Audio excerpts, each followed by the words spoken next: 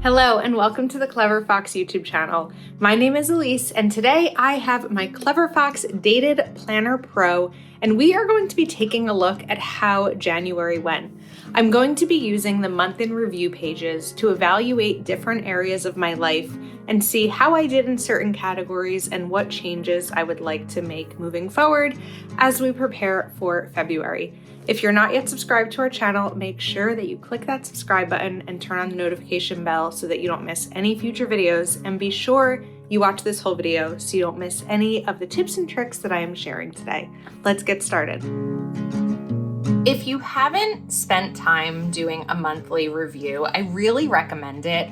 I feel like sometimes, or all the time, life moves by so quickly, and when we don't sit down and do a review, it can be really easy to forget the wins of the month, and just reviews are really important to take note of where you currently are and see where things need to shift moving forward. So being able to do this before February is going to really help me narrow down what I need to focus on in February. So we have two monthly review pages, and I pulled out just some fun colored pens here to make it a little bit more exciting than if I were to just use black pen. So the first question is, what were the biggest wins? So I came into 2026 with some pretty big goals of what I wanted to shift in my life, and I'm going to write some of them here. So my biggest wins were finally focusing on my health with exercising every day. I also prioritized my finances with a focus on saving money and limiting my spending. So one of the ways that I limited my spending and focused on savings was by committing to 3 days a week that I wouldn't spend any money. And it kind of changed the way that I did it throughout the month. So the first week in January, I spent the way I normally do, and then all of a sudden it was like Wednesday and I said, wait, I still need to have 3 days that I don't spend money, and it was really challenging. By the second week in the month, I looked at my calendar and said, okay, what days do I know I'll be spending money? What days do we have plans? What days do I anticipate spending? And then I pre-blocked the days that I wouldn't be spending money so that it happened a little bit more naturally. And that's how I continued it throughout the month. I will say I don't count bills as spending days. If a bill is due on a certain day, I already accounted for that bill. I'm just talking about spending, like going to the grocery store. Even one of them was booking a plane ticket. I waited until the day that I was able to spend to book that plane ticket. So really focusing on less spending or fewer spending days. The next one is going to be worked on my stress levels and boundaries. All right, what were the biggest lessons learned and insights gained? I actually have some big lessons and insights from January. So I'm going to number them for now. So the first one is going to be, I need to schedule my goals. And what I mean by that is, with my goal of doing 10,000 steps a day, I'm able to do that very easily while I'm working my regular job because I have a standing desk, I have a walking pad that goes under it, and I exercise and walk while I'm working. On days that I'm not working, on weekends, it's a lot harder because I still want to do the walking pad, but I have to find things to do on my computer. That's not my job since it's a weekend. So I've been trying to make lists of things that I can do. Some of it is wedding planning. I've worked on taxes a little bit. I'll go through photos and delete them on my computer, but it takes me about 90 minutes to walk 10,000 steps. So I'm trying to find ways to do that because on a typical week, I'm off 3 days because I don't work Fridays, and I have to figure out how to fill 90 minutes times 3 days. And it's getting a little challenging, but I feel like I'm working on it. So I need to schedule my goals. And what I mean there is schedule them into my planner and make sure that I'm carving out time for exercise. The next one is going to be, I talked a little bit about boundaries. Set boundaries when I'm calm. This is something that I worked on in therapy actually, and I'm still working on, is I tend to be a bit reactive, and I try to set boundaries sometimes when I feel like I'm at my breaking point, but instead trying to set a boundary before that happens and when I'm actually calm is going to help me articulate things better, and it's also going to help the person hearing it hear it properly and not hear me having an emotional reaction to something. So that's something that I'm definitely working on. So those are probably the biggest lessons learned. Let's add one more, and this is sort of an affirmation, sort of a lesson. I am capable of achieving my goals. When I set a goal of walking 10,000 steps a day in 2026, part of me didn't believe that it was possible because exercise is something that I've always struggled with. But as it was going on and as I was making progress every day and feeling stronger every day and enjoying it more, looking forward to it, I am capable. I just really needed to find a system that worked for me. So I'm really proud of myself and I feel capable there. Another thing with insights gained, this will do more of journaling and less about listing, but I really want to enjoy the wedding planning process. So if you are new to our videos, I'm getting married in August and I got engaged in August. So we have a year to plan a quite large wedding. We have over 300 people on our guest list. And I'm finding wedding planning less enjoyable than I thought it would be and more stressful. And I really want to dive into finding ways to enjoy it more and really embrace it, because hopefully this is the only wedding I ever plan in my life. And my fiance is so involved and that's amazing. And I just want to really enjoy that time. Now, the next thing that we're going to do is rate each area on the life balance wheel from 1 to 10. How satisfied are you with each life area? So I have these mild liner brush pens, which I like because I like being able to color in. And I'm going to go a little bit out of order here. So for health and fitness, I'm going to give myself an 8. And this is probably the highest I've ever scored health and fitness in my life.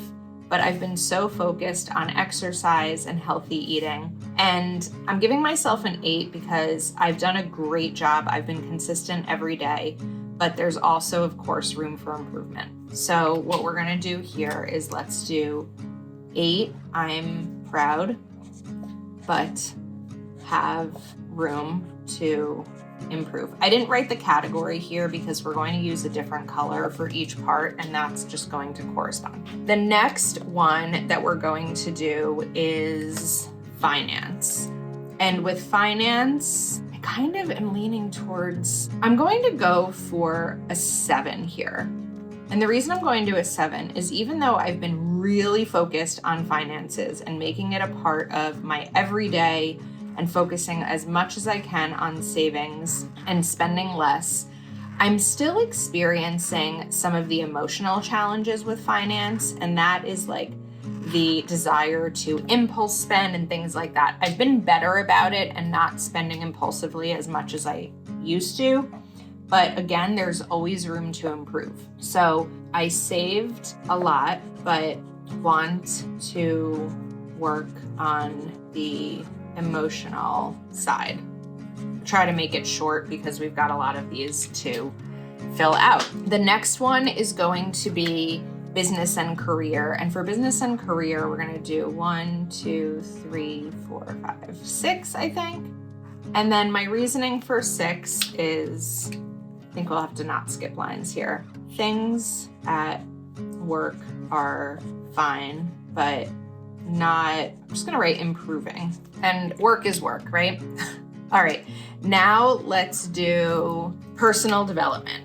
Personal development, I'm going to give an 8 because I feel like I've been focusing more on personal development now than I have in a long time. Now, this is January, right? January is the month that we dive in and we are, 100% committed to everything that we have set out to do. So we'll see how this changes as each month goes on. We'll do 8 here. I'm focused on myself and sticking with therapy. So I started therapy in maybe November because I started to notice some emotional challenges that I was facing, and I really wanted to work through them.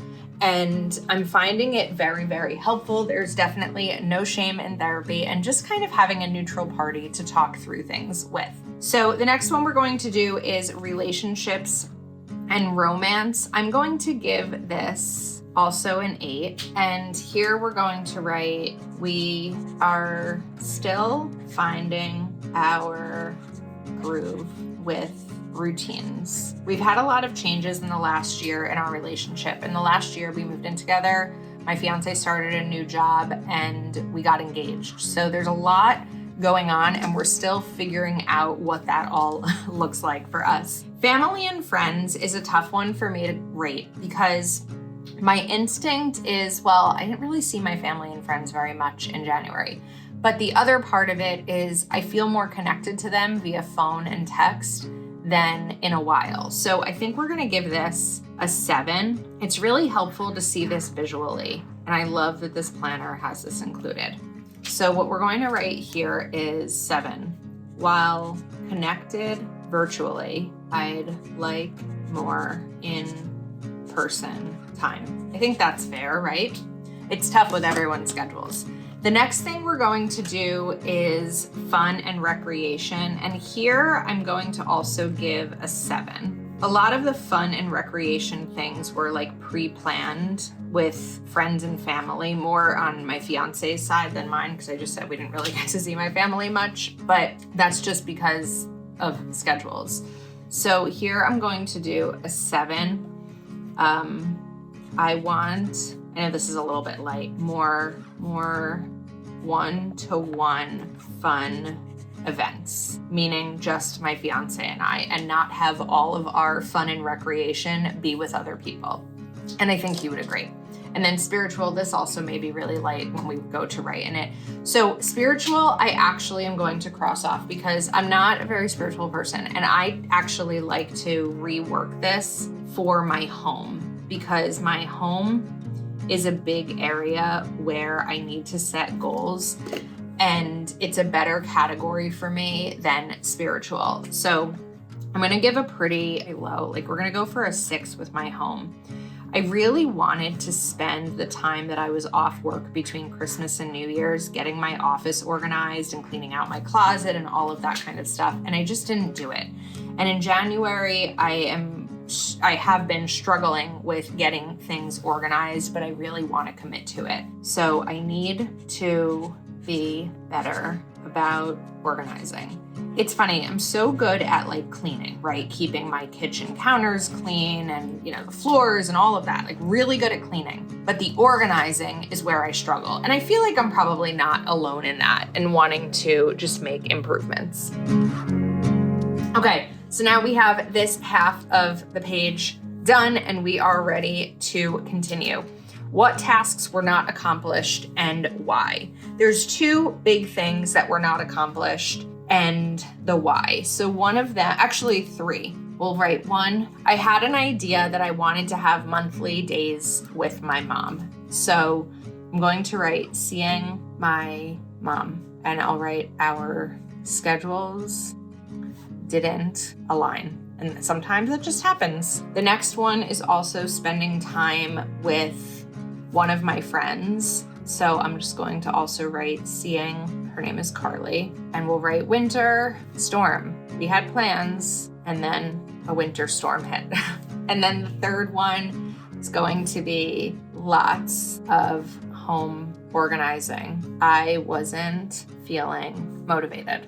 And that's just the truth. If there's anywhere you can be honest, it's in your planner. Next up, let's talk about how do I feel about my progress. I feel really good. While I didn't achieve everything I wanted to, I made progress in areas where I've struggled in the past. And I think that that is really good progress. If I came in and I was like, I did great with my business and I did great with, fun and recreation and all of these things that I've always been good at, I don't know that that would be progress. Progress is the fact that I've never been able to commit to working out, and now I've worked out for a whole month, and ate really healthy. And the funny thing about eating healthy for me is I do enjoy eating healthy. It's just finding the time to cook healthy, but also sometimes after a really stressful day, I crave like carbs, bagels, pizza, pasta. I want all of that.